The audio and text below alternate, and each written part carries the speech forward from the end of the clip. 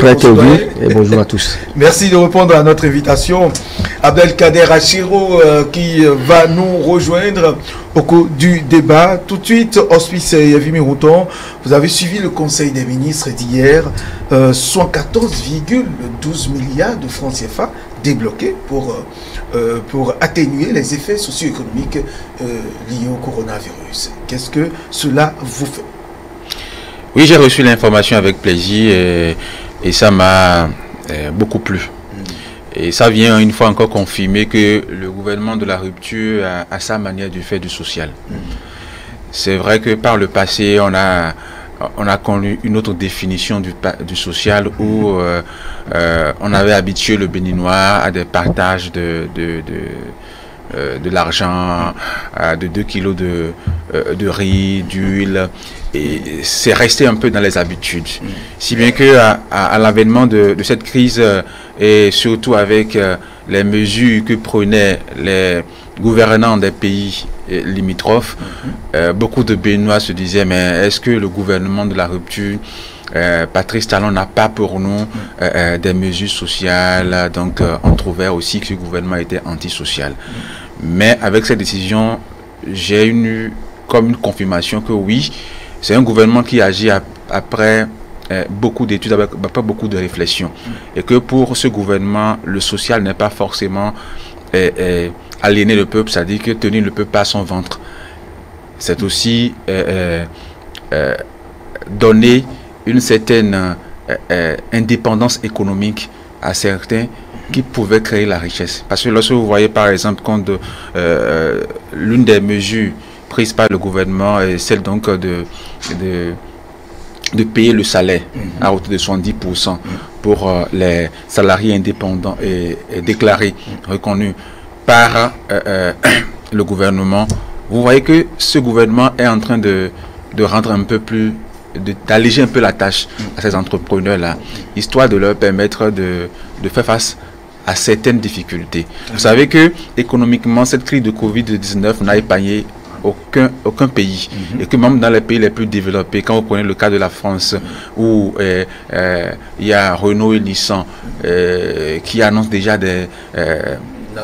la suppression de beaucoup d'emplois, voilà, ça voudra dire qu'il y a lieu de s'inquiéter pour des petites entreprises comme celle du pays. Donc cela voudra dire que vraiment le gouvernement de la rupture a sa manière de faire du social, et je suis après analyse, je vois que c'est la meilleure et la plus belle des manières de faire du social. Alors, Eloge Ganaro, journaliste et directeur de publication du quotidien Le Grand Matin, d'abord nous allons, les subventions étaient réparties sur 3 points. D'abord les entreprises, il faut le dire, un soutien de montant de 63,38 milliards de francs CFA au profit des entreprises. C'est énorme, avec beaucoup de facilité. Cette dotation est destinée à la prise en charge, donc selon le cas de 70% du salaire brut des employés déclarés sur une période de 3 mois.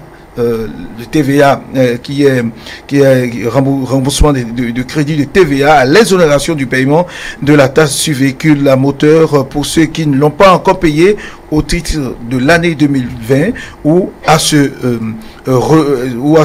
reconvertir, ou une reconversion en crédit d'impôt au titre de l'année 2020 pour ceux qui l'ont déjà payé. Plus de 63,38 milliards de francs CFA aux entreprises. Eloge Ganaro, un offre de soulagement. Surtout tout à fait. Quand il y a eu pendant longtemps, Hospice l'a dit tout à l'heure, on a crié, c'est fort, serrer les ceintures, c'est fort, mais voilà, enfin du social, du pur social. Voilà, c'est du pur social, c'est du pur social de la part d'un gouvernement, n'est-ce pas, qui a pris du temps pour observer, qui a pris du temps pour observer, qui a pris du temps pour discuter avec les différents acteurs, pour s'imprégner, n'est-ce pas, de la mesure de la situation, afin de prendre des décisions objectives. Parce qu'au départ, face à cette pandémie-là, il y a eu beaucoup de cris, beaucoup d'appels, beaucoup de plaintes, et certains, parce que d'autres pays africains, tout de suite, ont sauté sur l'occasion pour distribuer des centaines de millions, des centaines de milliards à leur population. Certains disent, mais pourquoi pas ici au Bénin? Voyez-vous, On ne peut pas, un gouvernement sérieux ne peut pas, c'est vrai, face à la gravité d'une telle maladie, se lever et puis distribuer de l'argent dans la rue et puis dans les maisons à l'emporte-pièce. D'accord? C'est les biens de l'État, c'est les ressources de l'État. Et il faut le faire, n'est-ce pas, méthodiquement, en toute responsabilité, pour que demain, à l'heure du bilan, on puisse en répondre, n'est-ce pas? Donc, c'est ça. Donc, le président Patrice Talon, avec son gouvernement, comme on le sait souvent, dans une démarche participative, sont arrivés à se dire qu'il faut un soutien à travers un programme au secteur productif. Et vous avez vu, parce que tout à l'heure vous avez parlé des entreprises, près de 63,38 milliards. Mais pourquoi ce montant-là? Pourquoi les entreprises? Pourquoi les artisans? Pourquoi les acteurs des petits métiers, qui existent dans les petits métiers? Voyez-vous, ce n'est pas en une journée. Ça veut dire que le gouvernement a pris le temps d'observer et à analyser la situation pour voir, n'est-ce pas, quelle cagnotte il faut réserver, il faut attribuer à tel secteur, à tels acteurs de tel secteur, ainsi de suite. Donc c'est une démarche méthodique et participative. Et dans ce cas-là, voyez-vous, personne n'a été oublié, personne n'a été exclu. On a pris même en compte les pauvres et ceux qu'on considère comme les citoyens extrêmement pauvres, les ménages extrêmement pauvres. Voyez-vous, il y a 4,98 milliards, environ 5 milliards, n'est-ce pas, qui sont destinés, n'est-ce pas, aux artisans et ceux qui exercent dans le secteur des petits métiers. Très bien. Les coiffeurs, les couturières, les menuisiers, les soudeurs. Donc c'est pour vous dire que... cas par cas. Voilà, c'est pour vous dire que, comme l'a souligné tout à l'heure mon vis-à-vis, ce n'est plus le social comme le voit dans la forme de certains gouvernements. Ce que certains considèrent à raison comme du populisme. N'est-ce pas? On est dans une démarche, on est dans une campagne permanente. Or, ce n'est pas l'essentiel, ce n'est pas le plus important. Il faut pouvoir, n'est-ce pas, mener des actions qui touchent, n'est-ce pas, les populations qui les touchent au quotidien, qui puissent impacter leur vie au quotidien. Je crois que c'est ce que le gouvernement Talon vient de faire, c'est un geste utile et ça va contribuer à atténuer les effets négatifs, les difficultés économiques auxquelles les populations, les artisans, les entreprises, tous ceux-là, toutes ces catégories-là ont été confrontés pendant cette période que nous traversons, une période très difficile. Merci Loge Ganaro. Il faut signaler que Abdelkader Achirou, journaliste à ETV, nous a rejoint. Abdelkader, bonjour. Bonjour à vous, chers confrères, amis téléspectateurs, bonjour. Merci d'être là. Alors, vous avez eu l'information, 114,12 milliards de francs CFA destinés donc à atténuer les effets socio-économiques du coronavirus. Si nous les entreprises, oui, sont prises en compte. Si nous partons, nous prenons l'exemple des hôtels, des agences de voyage et certaines sociétés, certaines entreprises, elles sont donc les plus touchées par cette pandémie. Et donc, il y a eu beaucoup de problèmes de licenciements un peu partout dans ces entreprises aujourd'hui. Un ouf de soulagement. Un grand ouf de soulagement, j'allais dire même ça va au-delà de ce que les attentes espéraient parce que le régime a pris le temps de faire un diagnostic beaucoup plus efficient de la situation afin de pouvoir apporter quand même les mesures conséquentes. Et donc nous pouvons observer que hier en conseil des ministres de cette semaine, une avalanche de mesures ont été prises purement à caractère social pour permettre aux populations d'être beaucoup plus soulagées avec ces effets que amené cette pandémie du coronavirus qui, avouons-le et précisons-le, d'entame qu'elle a mis aux arrêts le monde entier. Plus aucun avion ne pouvait passer dans l'air, on ne constatait plus aucun transport en commun effectuer des voyages. On sait très bien qu'il y en a par exemple des Béninois, quand je prends le cas du Bénin, qui font pour la plupart du temps la navette entre Cotonou et Parakou, entre plus de 3 fois même dans une semaine. D'autres font Cotonou, peut-être Dassa, plus de 5 fois dans une semaine. Et donc, toutes ces activités-là se sont retrouvées paralysées. Même les transports de marchandises qui étaient autorisés, les marchandises allaient à destination, mais il n'y avait personne pour venir au marché pour pouvoir écouler ces produits. Et donc, des produits ont péri. Et donc, face à tout ce état de choses, il ne fallait pas agir dans les émotions. Il ne fallait pas être dans de l'agitation stérile. Il fallait quand même être posé, mesurer l'ampleur des dégâts qu'ont causé cette pandémie de la Covid-19, du coronavirus, et donc prendre des mesures conséquentes. Et donc, c'est ce qui a été en quelque sorte la démarche du gouvernement. Donc nous ne pouvons que saluer cette démarche qui vient quand même prouver aux uns aux autres que le régime actuel n'est pas dans l'amateurisme, mais beaucoup plus dans une démarche, comme l'a dit tout à l'heure mon prédécesseur, beaucoup plus méthodique. Et cela est à saluer. C'est vrai que dans certains pays, on a entendu des montants faramineux, qu'on a distribué tel nombre, telle centaine de milliards aux populations, et on s'est posé la question de savoir est-ce que véritablement ces montants étaient destinés aux populations, ou bien à ce niveau, il y avait eu quand même une occasion, une aubaine pour certains dirigeants de profiter pour quand même siphonner ou mettre un peu les sous de l'État dans la caisse. Mais aujourd'hui, on a une vision claire, complètement à d'autres pays où on dit tel montant pour alléger les mesures, on va distribuer tant, oui, mais il n'y avait pas véritablement de précision sur comment l'argent était réparti. Alors que dans le cas d'espèces ici, nous avons des précisions et comment cela sera réparti. Il est même indiqué dans le compte rendu du Conseil des ministres pour ce qui est de chaque secteur, comment les acteurs pourront bénéficier de ce qui leur est destiné. Donc, je crois que... Si nous prenons l'exemple des hôtels et agences de voyage, Abdelkader Achirou... Vous avez parlé d'hôtels. Vous avez parlé d'hôtels. Je crois que vous et moi, nous ne sommes pas fréquents dans les hôtels. Nous ne sommes pas fréquents dans les hôtels. Il n'y a que ceux qui reviennent de voyage, ceux qui sont en train... les touristes et les touristes, et même ceux qui voyagent, parce que il y a des personnes qui sont des hommes d'affaires, des opérateurs économiques, qui quittent généralement le Septentrion, qui viennent à Cotonou, et donc ils sont hébergés dans les hôtels, et vice versa aussi, ceux qui quittent Cotonou pour Parakou, Djougou ou ailleurs. Et donc ces hôtels-là n'ont pas connu de clientèle durant tout le temps de la pandémie du coronavirus, d'autres ont carrément fermé parce que faut pas transformer ces lieux en vecteurs de propagation de la pandémie. Et donc il n'y a pas eu d'activité. Pendant ce temps, d'autres ont payé des salaires, d'autres ont été obligés de licencier des personnes parce que se voyant plus dans l'incapacité de subvenir aux besoins, parce que tout était aux arrêts. Je dis bien, tout était aux arrêts. Même les transports, rien n'allait. Et donc il fallait quand même, comme on l'a constaté tout à l'heure, mettre des dispositions en place pour permettre à ces structures, promoteurs de structures qui ont puisé dans les fonds qui n'étaient pas destinés à être puisés, qui ont puisé dans les économies, d'autres même sont allés même engager même des prêts qui ne sont pas sûrs de payer, de rembourser pour pouvoir subvenir à certains besoins. Parce que n'oubliez pas qu'il y a des promoteurs d'hôtels qui ont construit leur entreprise sur la base de prêts. Sur la base de prêts. Et donc, il fallait quand même rembourser des prêts. Et il faut noter quelque chose qui est très important, qu'on a mis à la disposition des uns des autres la possibilité d'effectuer des prêts au niveau des banques. Je crois que ça, c'est très important. Pour ceux qui ont connu des faillites, pour ceux qui ont connu des situations beaucoup plus fâcheuses, qui ne sont pas véritablement assimilables à celles du grand nombre, il faut quand même leur permettre quand même d'effectuer une relance. Et donc, je crois que tout cela a été pensé. Et je crois même que si tout va bien dans la journée d'aujourd'hui, nous aurons 3 ministres du gouvernement qui vont effectuer une sortie pour venir encore éclairer davantage l'opinion sur comment cela va se passer pour que cela soit clair pour les uns et les autres. Je crois qu'il n'y a pas véritablement de besoin de s'inquiéter de la chose. On ne peut que la saluer comme je l'ai dit tantôt et observer davantage et veiller, puisque c'est notre rôle de journaliste, de veiller à ce que les choses se passent convenablement comme l'a édicté le gouvernement, parce que le gouvernement pense prendre des décisions, mais il y a des agents qui sont en charge de l'exécution de ces décisions-là. Très bien.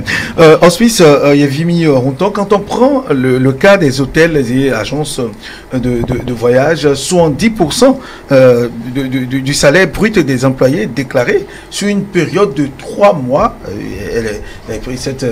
En tout cas, cette subvention intervient, ça sera prise en compte. C'est quand même une offre de soulagement, parce que nous avons remarqué que certaines entreprises, comme l'a dit Kader, certains hôtels, certaines agences de voyage ont dû mis les leurs, en tout cas les employés, en chômage technique. Donc certains ont fermé carrément. Aujourd'hui, c'est ce qui vient de leur arriver. Comment est-ce que vous envisagez, vous les voyez organiser cette reprise pour certains? Oui, je pense que ce serait rien d'extraordinaire, seulement que il y aura un offre de soulagement pour ces entreprises-là, ces chefs-là qui c'était dans un dilemme, j'allais dire, s'il faut continuer ou bien fermer.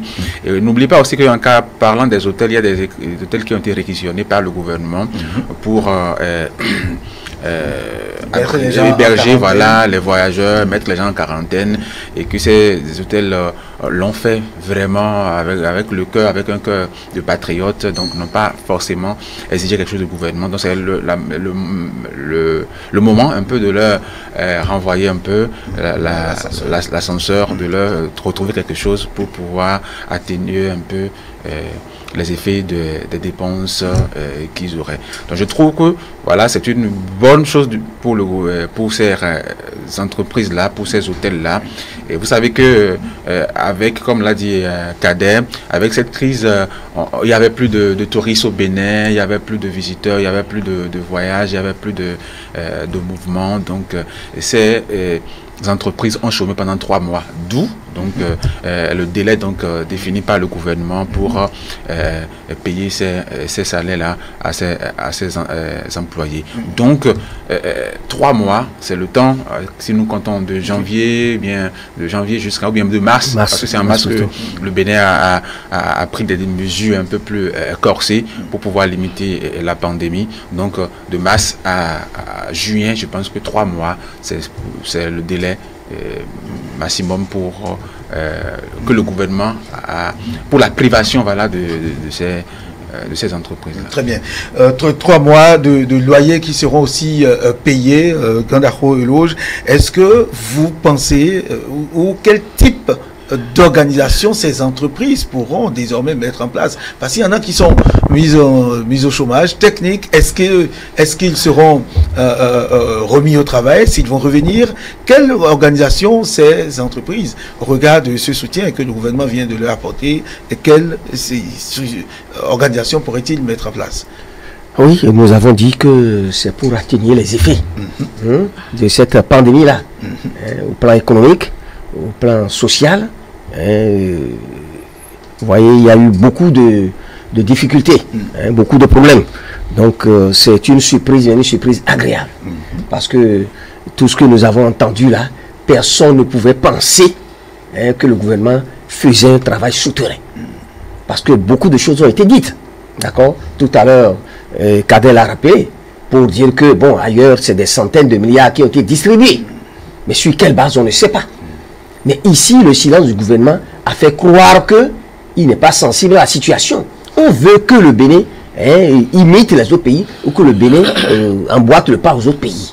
Mais non, nous avons dit que voilà un gouvernement et son chef qui travaille méthodiquement. La méthode talon, qui est toujours la démarche participative. Il ne s'agit pas d'aller dans la précipitation, de faire des annonces, n'est-ce pas, des promesses, et auxquelles on ne peut pas vraiment tenir.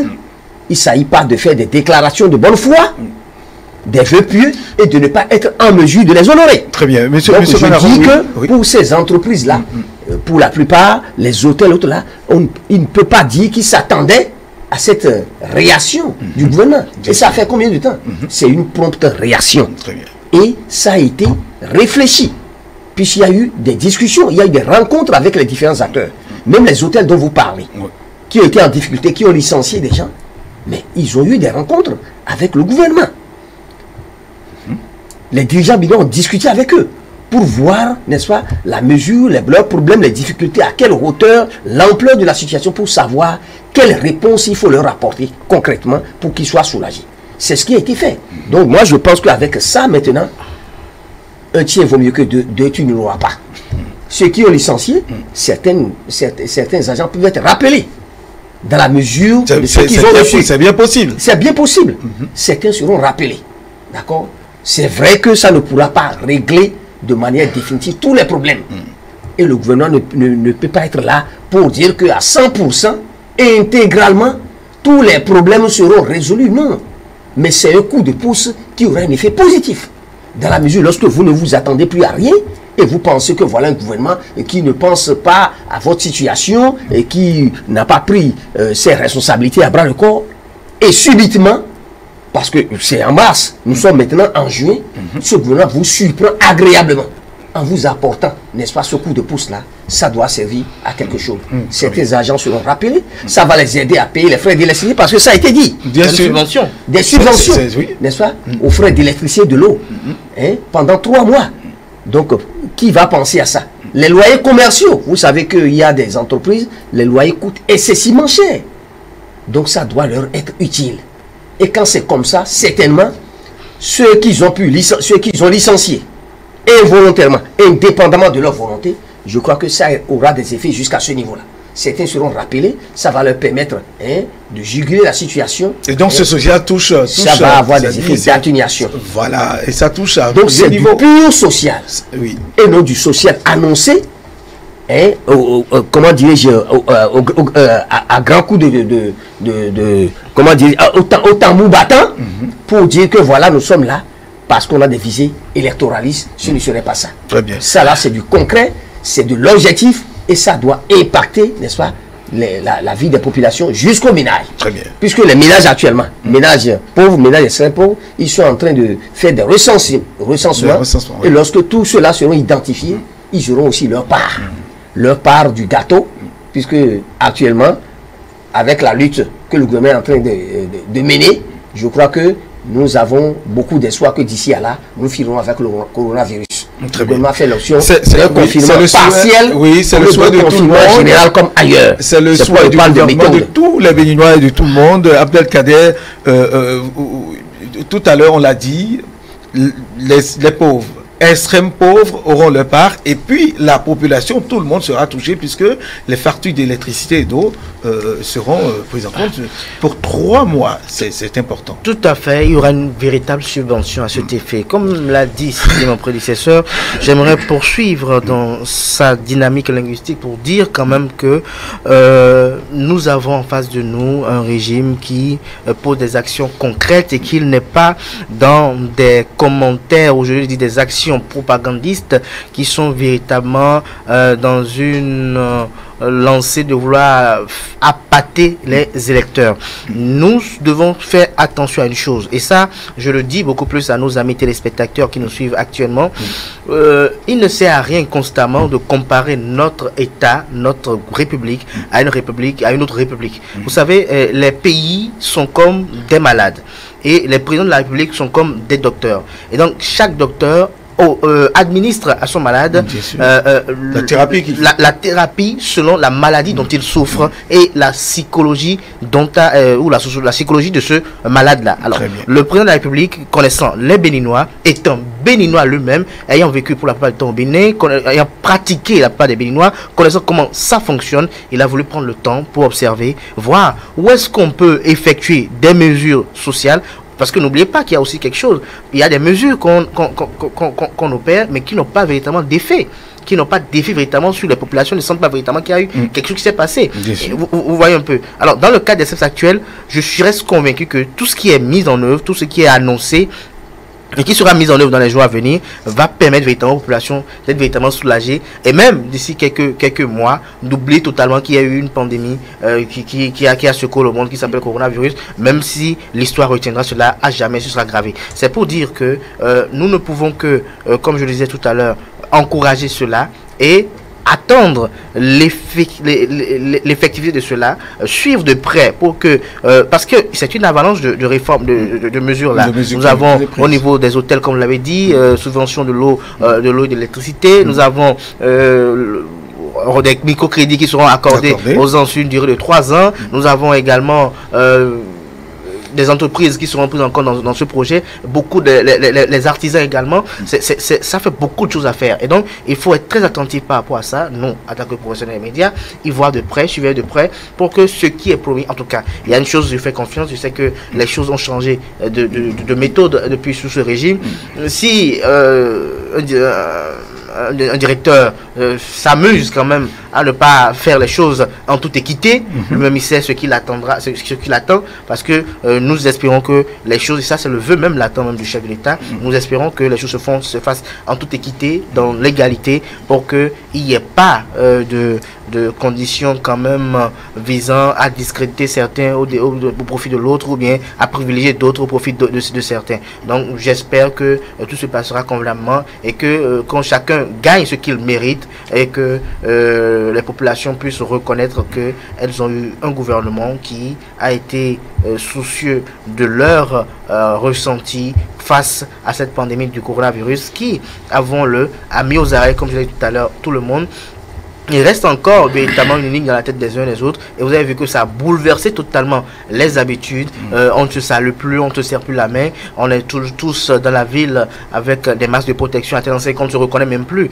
Quand on se revoit dans la circulation, même dans les couloirs à des moments donnés, c'est la pandémie du coronavirus qui a amené cela. Et nous avons vu qu'à un moment donné, il y a eu un véritable problème sur notre même vivre ensemble. Mais aujourd'hui, nous allons progressivement à une déconfinement partiel. Nous sommes heureux de cela. Les activités reprennent un peu. Donc, il est véritablement le moment opportun pour qu'on envoie ces sous, parce que n'oubliez pas que quelqu'un qui était à la maison et qu'on lui avait remis ces sous là, il pourrait les utiliser par bon escient. Mais aujourd'hui, quand les activités reprennent progressivement et qu'il obtient ces sous là, il pourra les éjecter directement dans ses activités pour booster davantage son activité économique. C'est le plus important. Très bien, merci Abdelkader Achirou. Hospice Yavimi, en amont, il y avait eu, en ce qui concerne les artisans bien sûr, il y avait eu un recensement qui avait été organisé par le ministère en charge des petites et moyennes entreprises. Les artisans étaient enregistrés et donc aujourd'hui, ils bénéficient aussi de cet appui désormais. Les coiffeuses, les petits ceux du petit métier, coiffeuses, tailleurs, soudeurs, etc., ils sont pris en compte, seront appuyés désormais parce qu'ils ont reçu aussi un coup. Oui, je pense que c'est cette action, ce recensement qui a permis au gouvernement de définir un peu la cagnotte réservée aux artisans. Donc déjà, dans la tête des gouvernants, ils ont déjà un plan de voilà combien peut revenir à chaque artisan. Parce que sans recensement, sans cette mise au point, on ne pourra rien. On ne pourra pas injecter des milliards dans un domaine sans connaître réellement qui sont les bénéficiaires réels et combien quelle est la taille de la structure de chaque artisan, comment est-ce qu'il vit, quel est son quotidien avant de le remettre. Donc, c'est vrai que tous les artisans n'auront pas, ces fonds ne seront pas distribués à part égale peut-être parce que votre métier, votre mode de fonctionnement varie par rapport à votre partenaire, à votre collègue. Donc, vous savez, il y aura forcément une base de données déjà défini et qui va permettre au gouvernement de savoir voilà à qui adresser tel montant, à qui adresser autre subvention. Et aussi, il faut dire que ces artisans sont déjà organisés. Il y a des organisations, des artisans donc, qui ont fait le travail. Donc, je crois que la confédération, même, ils sont retrouvés, ce qui a été pour nous un silence du gouvernement ne l'a pas été forcément. Ça a été vraiment un temps pour le gouvernement de bien mûrir sa méthode et aujourd'hui de l'appliquer. Donc, sans en faire un slogan, le gouvernement est en train de faire de la prospérité partagée. Ce qu'on nous a chanté il y a des décennies, mais qu'on n'a jamais reçu de façon concrète. D'accord, donc 55 000 artisans recensés à la date d'aujourd'hui. C'est le chiffre que le Conseil des ministres nous a communiqué avec 4,98 milliards de francs CFA. Même les petits vendeurs sont pris en compte. Dans tout ce qui est dit. Oui, c'est ce qu'il y a de mieux dans ce que le gouvernement a posé comme acte. Parce que le gouvernement ne s'est pas seulement figé sur une classe de bourgeois. Donc, non. Il est allé jusqu'à dans les foyers, dans les familles, dans le quotidien du Béninois même pour agir. Donc, l'impact de cela sera vraiment remarqué. Parce que c'est quoi? Il ne s'agirait à rien pour le gouvernement de distribuer des kilos de riz, c'est-à-dire 2 kilos de riz plus 1 litre d'huile. Et puis vous allez bouffer en 2 semaines, c'est fini, ou bien en 1 semaine, c'est fini. Parce que vous savez que là, il y a des foyers qui ont des 5 à 10 enfants. Donc dans 2 semaines, c'est fini déjà. Et vous revenez à votre quotidien, vous revenez à vos misères quotidiennes. Alors que lorsqu'on agit sur votre économie, votre activité génératrice de revenus, c'est qu'on agit sur votre prospérité, on agit pour l'avenir. C'est ce qui est de mieux dans ce que le gouvernement a posé comme acte. Donc le gouvernement est en train de rendre un peu plus fort ces structures-là, rendre un peu plus à l'aise ces structures-là, pour pouvoir leur permettre d'être toujours fonctionnels, d'être toujours capables d'assurer, de créer d'économie. Voilà. la création de l'économie. C'est pas dans un État, ça ne représente pas forcément... L'économie peut-être à petite échelle, la oui, petite c'est ça que je dis. Oui. Voilà, parce que cette économie-là qui permet à un père de famille de chaque jour payer la popote, par exemple, de payer voilà, le petit déjeuner. La pitance de ses enfants. Voilà, sans trop attendre du gouvernement. Vous voyez, c'est déjà une économie déjà basique et qui permet aux citoyens lambda d'être à l'aise et de dire oui, je vis dans un État et qui se soucie de mon quotidien. Vous voyez, donc c'est cela même ce que le gouvernement a posé comme acte, le symbolique de son acte. C'est ce que moi je... Voilà, Eloge Gandaro, quand on parle de les petits vendeurs, voilà, le communiqué, c'est ce qu'on a lu, les petits vendeurs. Et pour vous, qui sont ceux qui peuvent être appelés les petits vendeurs, qui doivent bénéficier des 4,98 milliards de francs CFA? Oui, petits vendeurs, vous savez, c'est bon, pour la plupart, ils ne sont pas dans le secteur formel. D'accord? Oui. Ce n'est pas des commerçants, ce n'est pas des comment dirais-je, des chefs d'entreprise déclarés, qui ont de grandes entreprises déclarées, connues par l'État. C'est pas ça. Mais c'est des gens qui exercent de petits métiers qui leur permettent de vivre au quotidien, n'est-ce pas? On les retrouve dans les rues, on les retrouve dans les marchés, on les retrouve dans d'autres lieux où ils exercent les activités. Ça leur permet... Dans des boutiques installées dans les maisons, dans les coins de rue, un peu partout, n'est-ce pas? Mais ça ne veut pas dire que tout cela, bon, qu'ils soient connus ou non, qu'ils soient béninois ou non, vont se lever, ils iront prendre, n'est-ce pas, 2 millions, 10 millions, 20 millions, non. C'est pourquoi je dis que le travail est méthodique. D'accord? Il y a une plateforme digitale qui avait été installée à cet effet-là. Et je crois qu'il y a eu beaucoup de communiqués. C'est passé au niveau des radios, des chaînes de télévision, dans les journaux, pour demander aux gens d'aller s'inscrire, d'aller se faire enregistrer. Et actuellement, dans la même décision du gouvernement, n'est-ce pas, pour atténuer ces effets-là, nous avons entendu dire qu'il y a les ménages pauvres et les ménages extrêmement pauvres. Qui sont l'enregistrement qui continue d'être enregistré. Bien sûr. Pour leur identification. Voyez-vous là. Donc ça va prendre en compte, parce qu'on parle des ménages, ça va prendre en compte ces petits vendeurs dont on parle. Ça veut dire que personne ne sera de trop. Mais ce ne serait pas comme ailleurs où bon, les milliards ont été distribués à volo. Parce qu'un pays sérieux, un gouvernement sérieux ne peut pas agir comme ça. C'est l'argent du contribuable, c'est les ressources de l'État.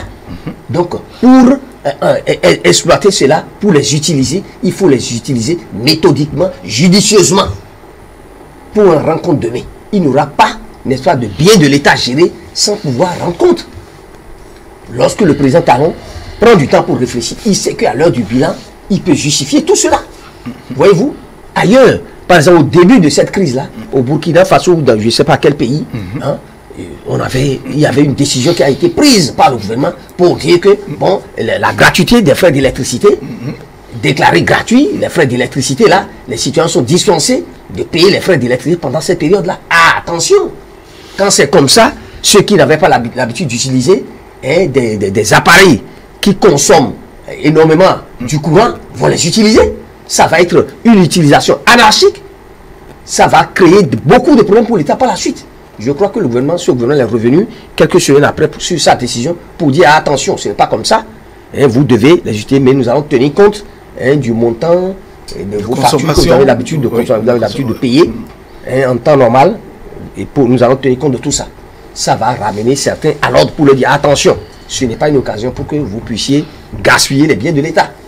Donc ici, certains ont dit que mais pourquoi ici on ne peut pas faire comme là-bas et déclarer les frais d'électricité, le paiement gratuit. Je crois que le gouvernement a commencé d'abord par dire la suspension.